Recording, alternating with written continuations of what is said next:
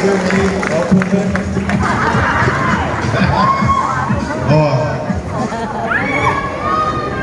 nagmerienda na ba kayo? Maganda, lilipas din yan. Magandang araw sa inyong lahat. Oh, parang puro may asin pa kayo.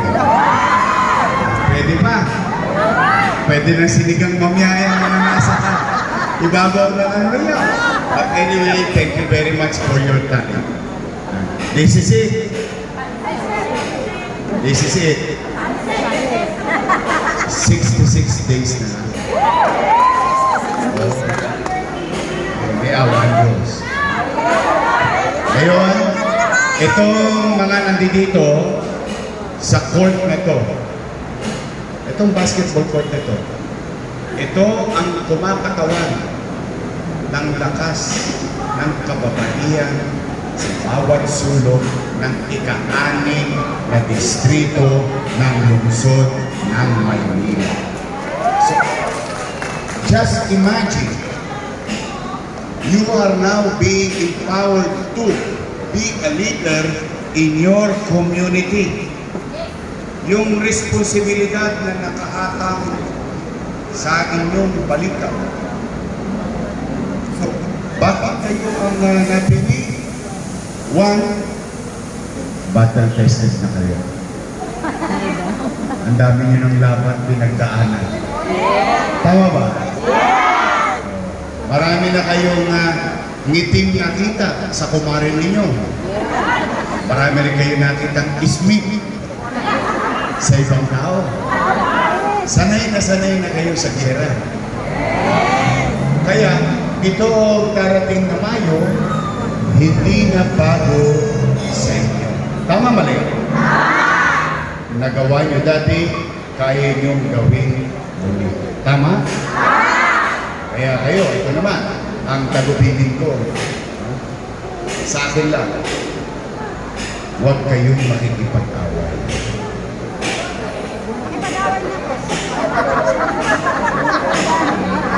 Kahit na inaaway tayo, kahit na sinisiraan tayo, hindi natin kailangan sagutin yung masasakit na salitang sinasabi nila. Bakit? Ang taong may ginawa, hindi kailangan manira. Ang taong may pruweba, nung siya'y nabigyan ng pagkakataong makapaglingkod, hindi dapat kinakabahan. Ang taong may resibo, hindi kailangan manghila ng paa ng ibang tao. Tama ba? Kasi pag wala kang makukwento, wala kang kwenta. Tama ba? Eh bakit tayo makikipag-away? Hindi natin kailangan. Ang kailangan lang natin, maipaalala sa ating pamilya, kamag-anak, kapitbahay, kabarangay, ang mga bagay na naganap sa panahon ng paglilingkod ng inyong kandidato na kanyang tinupad na trabaho. Doon lang, magsasawa na kayo ng kwento. Magsasawa na kayo ng kwento. Kasi ang gusto nila, sumagot kayo para hindi nyo na maikwento yung magandang balita. Para hindi nyo na masabi at malito kayo, para hindi nyo na maikwento ang mga bagay na magandang nangyari. Yun ang purpose kung bakit ang mga kandidato walang gagawin kundi siraan lamang ang kanyang kalaban. Yun ang purpose ng panira, para tayo'y malito. Eh hindi naman tayo malilito. Bakit? Matatag ang damdamin natin. Bakit? I-battle tested na kayo. At pag tayo ganoon, ibinibigay natin ang respeto sa mamamayan. Bakit? Anong klase at uri ng respeto. Una, naniniwala tayo na ang mga taga Maynila ay matatalino. Hindi nila mabubudol yan sa 1,000. Hindi nila mabubudol yan sa 5 kilo.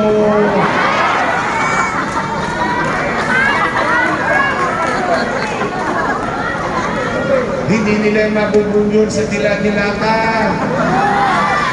Hindi nila mabubudol sa sali-salita. So pag ipinaramdam natin ang kababaang loob, ibig sabihin, we stay humble. At yan ay pinaramdam natin sa ating kumare, sa kumpare, sa mga kaibigan, kakilala at kaklase. Makikita nila na ang tanging layunin ninyo kung bakit ninyo itinataguyod ang isang kandidato kasi itong kandidato namin ay naglingkod ng taba, naglingkod ng maayos, at nasandalan namin ng panahon ng kadiliman ng buhay namin sa loob ng pandemya. Kaya nga tanong natin sa kanila nasaan kayo noong kailangan namin kayo noong pandemya? Ngayon, nagbibigla ang kilos, nagbibigla ang sulpok o sulsunod. Tama mali? Kaya huwag kayong kabahan. Bakit? Naiintindihan niya ng taong bayan. Huwag natin mamalitin ang kakayanan ng mamamayan ng Luzon ng Maynila na hindi nila nauunawaan ang tunay na naganap, ang tunay na nagawa. Kaya, bakit ko kayo sinasabihan na huwag makikipag-away? Magpapababang loob kayo at the same time, hahabain ninyo ang kamay ninyo. Akapin ninyo ang kaya nyo akapin. Sabi nga sa bagong kasal, ano sinasabi? Umayo kayo at magparami. E tingnan ninyo, bakit tayo hindi na madami? Para lang magkaroon kayo ng idea. Diba, nagpunta kayo doon sa studio nung nilunsad natin si Chichi Atienza. Tama mali? Tama! Yun ay kababaihan ng Maynila. O ngayon, nagsama-sama na ang malalaking organisasyon sa buong Maynila. Kababaihan ng Maynila, Kabaka, Kaagapan. Napakarami nyo. Napakarami nyo. Sapat na upang umandar ang kampanya sa takdang panahon. Kaya hindi kayo nag-iisa.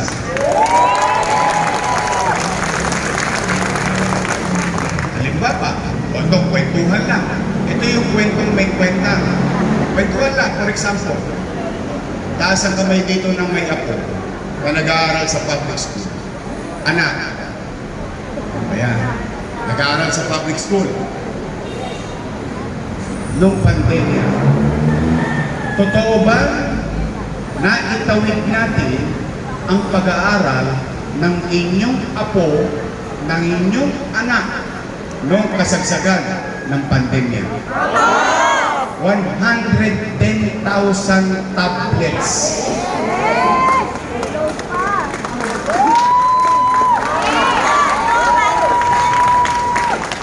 So when you do the numbers, 110,000 na nanay, 110,000 na tatay, walang gastos, hindi pinagastos ng siyudad ng Maynila noong nagkaroon ng online education noong panahon ng pandemya. Tama mali? At libre pa rin internet. Walang postgas ang nanay at tatay. Tama? Teacher. 10,300 teachers. 11,000 laptop para sa mga guro at may internet pa.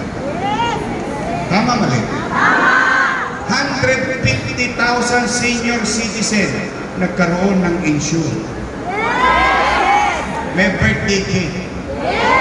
May pensyon. Ang daming kwento. Condominium 1, Condominium 2, Pinoy Dominium 1, Pasay Community, San Lazaro Residence, Pedro Hill Residence, San Sebastian Residence, pabahay. Kumiinit ang panahon. Bumabaha ang kalsada. Yung dating squatter, yung dating naka-apartment, ngayon nakaganyan sa bintana. Kamusta kayo dyan? Tama ba? Tumaas ang antas ng kamunuan. Paseco Hospital. Hospital ng Maynila. Magsaysay High School, Albert Elementary School, Manila Science High School, Almario Elementary School. Nung araw ang klase kinakancel kasi may ulan. Tama, mali? Ngayon kinakancel ang klase kasi mainit. Tama, mali? Iisipin nyo ba? Iisipin nyo ba ito?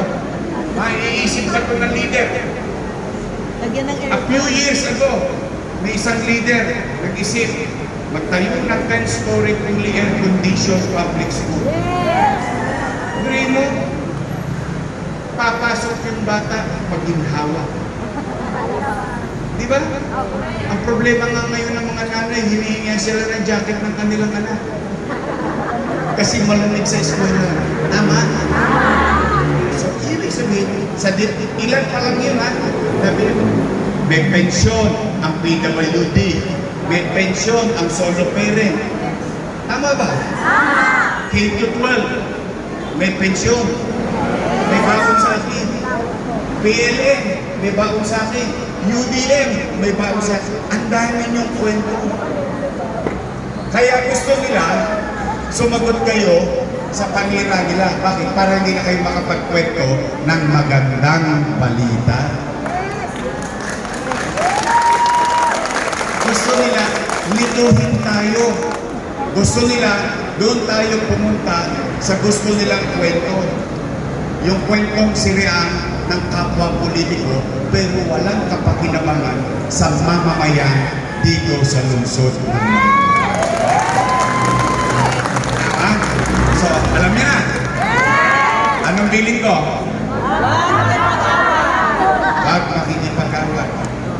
Mababang loob.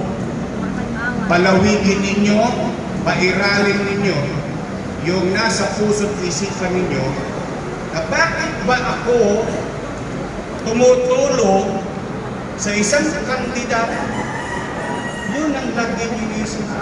Ito pa'y ginagawa ko para sa akin. O may maisain lang ako ngayon. Or ginagawa ko ito, dala na, alam ko, darating ang oras, magpapantay din ang ako. At tanong ko sa aking sarili, anong uri kaya ng gobyerno iiwan ko ang aking mahal sa buhay sa kinabukasan? Yun ang value why you are there. Yun ang tinatayaan ninyo. Yun ang pagpupuyatan ninyo. Yun ang pagsisikapan ninyo para magtagumpay itong mga leader ninyo na mga napili. Maliwanag? Politiko, walang makikipag-away, walang maninira. Hindi nyo kailangan sirain ang siranan.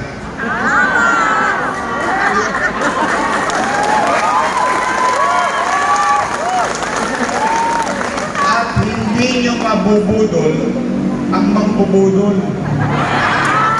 Tama ba? Kaya, kalma lang. Baby, kalma. Baby, kalma. Sa focus lang tayo. We believe in you. Naniniwala kami sa inyo. Ngayon, sa Maynila, KKK. Mga katipunero at katipunera. Bakit? Kababaihan. Kabaka. Kaagapan.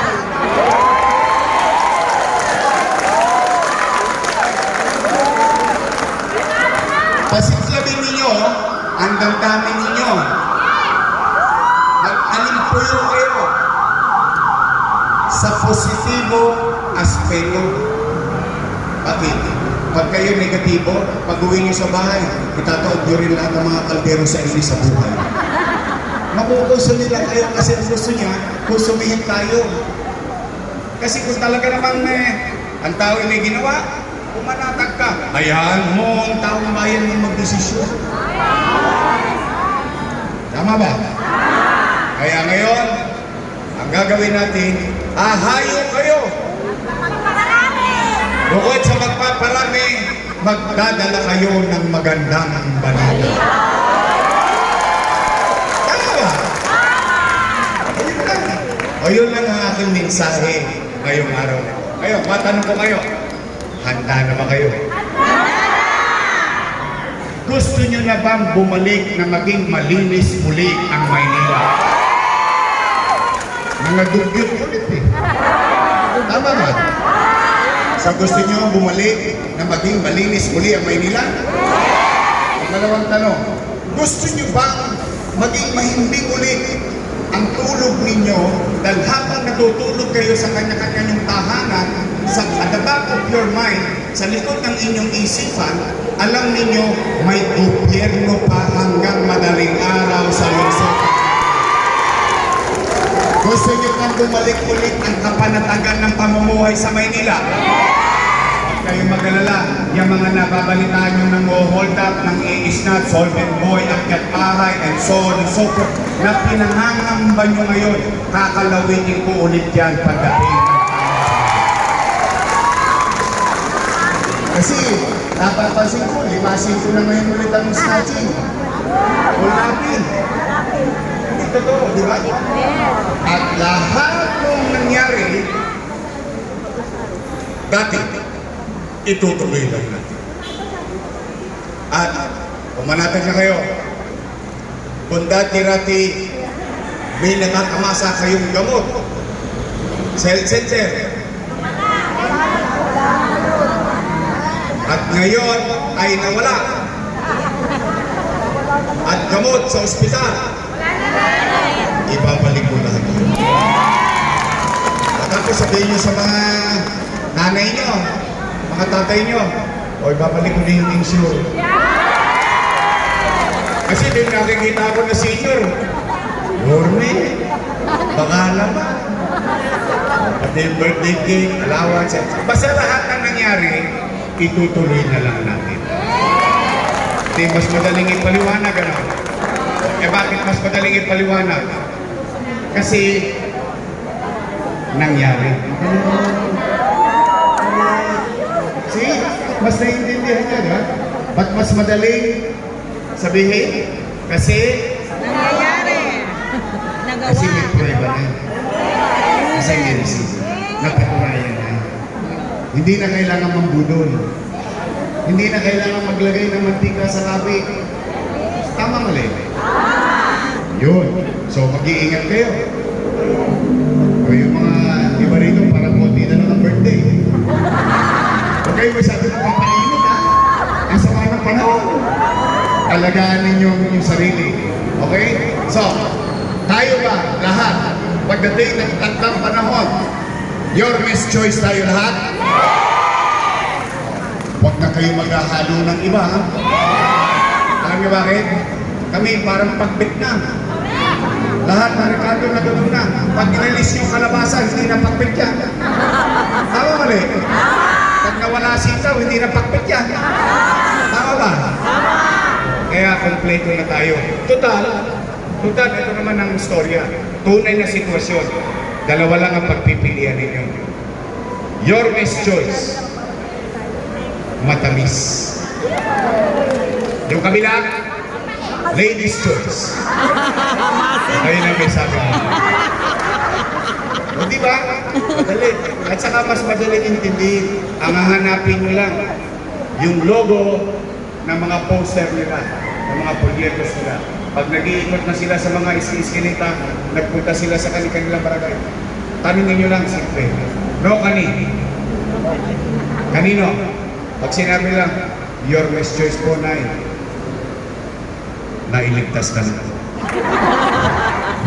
Naitala ka na. Maliligtas ka. Tama ba? Tama. Let's simplify campaign. Focus with good heart. Focus without hate. Why? Pagtapos ng eleksyon, correct, tapos na. Tapos na. Pero yung ginawa mo kaaway, kaaway mo pa rin. Kaya ayaw ko yun eh. Bakit? Ayaw ko pag-iwahiwalayin ng mga maniwili.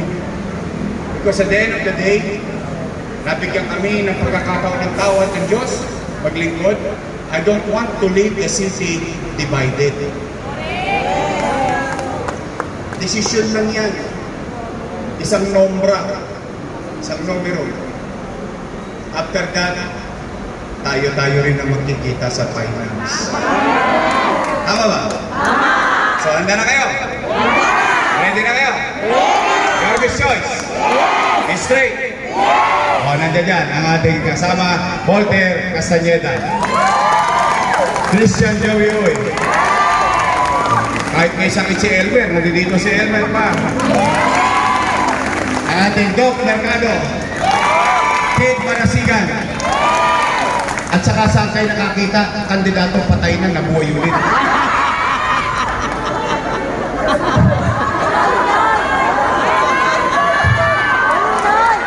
Pinatay na! Bumangon ulit para maglingkod sa sais. Ang ating kaibigan, mabait, masipag, ang ating kaibigan, Lou Veloso. Ang ating congressman, total, natulungan na natin yung dati. Tama, mali? O, kung tumigas ang leeg nila, wala na tayong magagawa. Basta ang importante, nakatulong tayo. Kung hindi tayo nilingon, dahil nagtigasan ng mga leeg nila, wala tayong magagawa doon. Pero at least, matamo sa mga ilong ninyo, ako ay naging bahagi ng kanyang tagumpay. Tama ba? Tapos kaya niyo sabihin niyo sa sarili niyo. Tama mali? O tapos ngayon, parang nung araw, nung dalaga kayo, niloko kayo ng boyfriend niyo.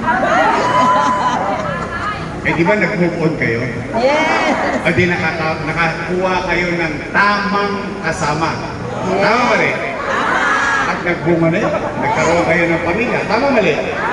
Nalimutan niyo na rin. Tama mali? Kasi ganun lang ang buhay. Kaya ngayon, tayo ang naglagay sa kanila dyan, tayo rin ang mag-aalis. Tama ba? Ang ating congressman, Joey Uy. At syempre, o yung vice mayor ko, yung alaga nyo. May asin pa. Oh, mukha lang 19 yan eh. Tako rin siya eh. Graduate ng political science. Inyong kandidato. Graduate ng political science. Lasal. Wow! Dahil ko yan. Ako Ateneo.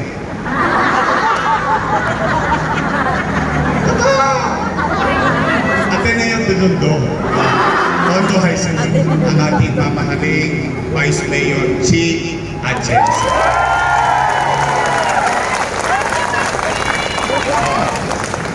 Last na tanong. Bago kayo nagpunta rito, for sure, nakipagpuntahan na kayo, nakipagkwentuhan na kayo, may nakausap na kayo sa mga nagdaang araw, kahapon, isang linggo, isang buwan. Tama mali? Matanong ko lang kayo, mananalo ba tayo? Talaga? Sabi ng kapitbahay niyo? Sabi ng kamag-anak niyo? Sabi ng anak niyo? O konti na lang. 66 days na lang. Kayawa ang Diyos. Sa tulong ng tao, ibabalik ko ang kalinisan, kaaliwalasan, panatag na pamumuhay at patuloy na tagumpay ng ating lungsod bilang kapitolyo ng ating bansa. Magandang araw. Nawa kayo ng buong may kapal. Mag-iingat kayo sa pag-uwi na ulan, maalimuong ang nakara ang panahon. Pero, samahan niyo kami ni Chi. Together, we can make Manila great again. Again. Manila! Thank you.